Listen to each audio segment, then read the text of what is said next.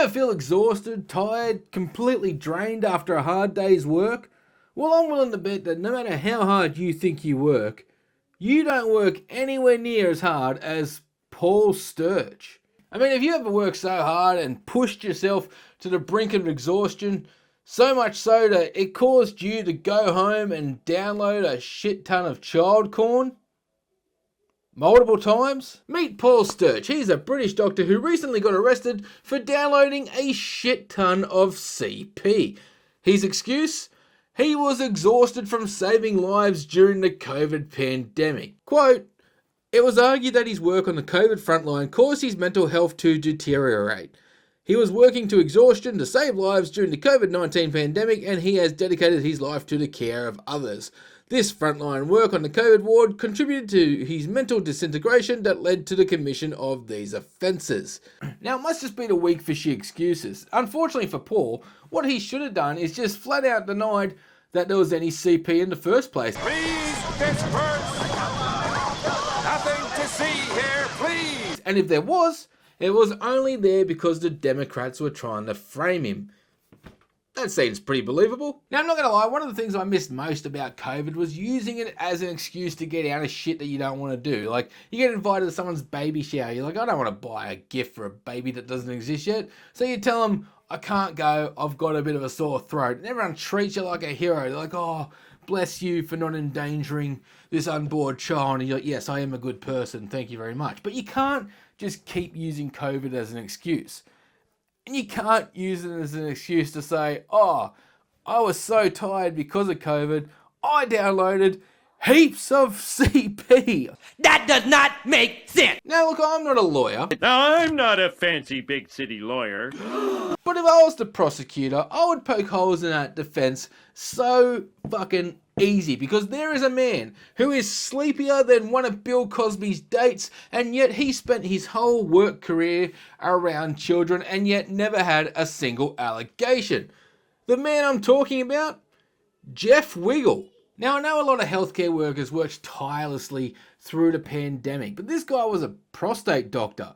I mean, what was going on over in the UK? Did you just have a different COVID? Was it just wreaking havoc on your prostates? Like, I feel like, I don't know, he would have been one of the quieter doctors, maybe? I mean, I feel sorry for anyone who might have had to get checked out by Paul. I mean, it was bad enough getting that COVID swab where they put it up your nose and jam it into your brain, but that probably would have seemed pleasant compared to one of this cunt's examinations when he's just fucking fingering you everywhere, giving you his own jab. Now, I think we can all agree that that is just a fucking insane excuse to use to defend yourself for downloading a bunch of CP. But I think the reason this article stood out to me was because every article almost makes him sound like he's sort of noble. They always make it sound like it's a legit excuse, and I think that's fucked. I mean, look at these paragraphs. He's dedicated his life to the care of others. His frontline work on the COVID ward contributed to his mental disintegration that led to the commission of these offences. He takes full responsibility for his actions, although he recalls little of his offending actions. Oh, he doesn't remember doing it? All is forgiven then. I mean, that doesn't sound like he's taking full responsibility of his actions, does it? But we've got to remember, this is a noble man. I mean, this man's better than you or I. I mean, he has skills that are rare. He's saved lives. I mean, I've never saved a life. I've never watched any CP either, but, you know, I feel like maybe that should give me the moral high ground on this guy, but no.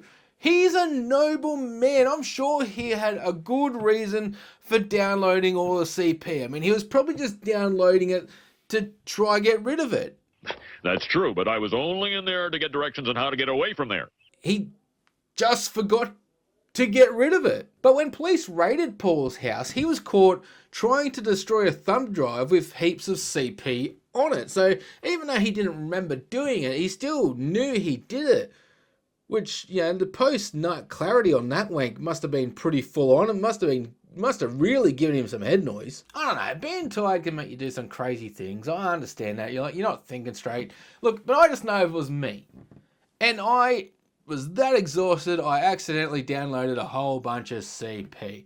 I know the next morning when I woke up, my reaction would be to burn the computer and the apartment complex I live in to the ground. Not save it to a thumb drive. I really just don't like how these journalists in these articles are just glazing him. I mean, it's just excuse after excuse. If there ever was a case where the court can be sure offences will not be repeated, it is this one.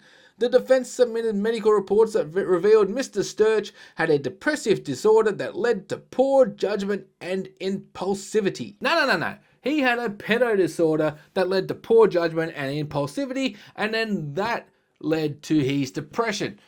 That's the real chain of events. He was only depressed because he got fucking caught. And the prison sentence he got, it was complete bullshit as well. He received a 6-month prison sentence, which seems pretty light on, especially when you compare it to Julie Sweeney, I think her name was. She got 15 months for writing on Facebook that a mosque should be burned to the ground. Now look, I don't agree with Julie. I don't think we should be calling for mosques to get burnt down unless Paul's locked inside one. But when did protecting a building become more important than protecting children? What's going on there, England? In saying that, it's not like Paul's the only pedo to get off lightly lately, is he?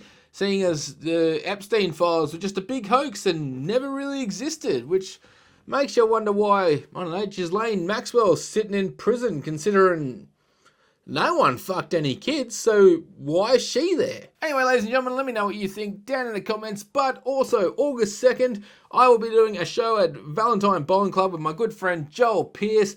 The ticket link will be down in the description. Please come along. Last year was one of the best shows I've ever done. It was one of the greatest crowds I've ever performed for, and I hope it's like that again. So please get your tickets and come on out for a great night of comedy. Catch you later. Ladies and gentlemen, it has nothing to do with this case. It does not make sense.